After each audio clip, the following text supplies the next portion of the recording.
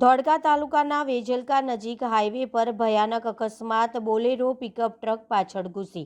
Dholka Tarapur highway પર વેજલકા ગામ પાસે સર્જાયો ગંભીર અકસ્માત।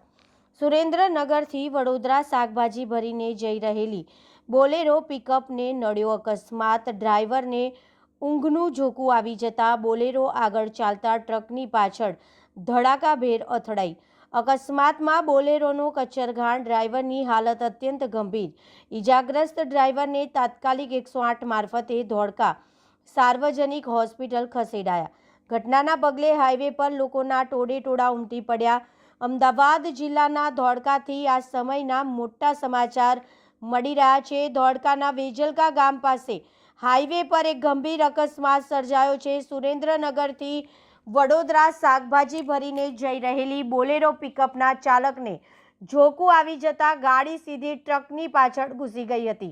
આ અકસ્માત એટલો ભયાનક હતો કે બોલેરો ચાલક કેબિનમાં ફસાઈ ગયો હતો અને તેને ગંભીર ઈજાઓ પહોંચી છે। હાલ ઈજાગ્રસ્ત ડ્રાઈવરને સારવાર માટે ધોળકાની સાર્વજનિક હોસ્પિટલમાં દાખલ કરવામાં આવ્યો છે। આ સમગ્ર મામલે સ્થાનિક પોલીસ પણ તપાસ હાથ ધરી રહી છે। રિપોર્ટર પરમાર લાભુભાઈ, ધોળકા।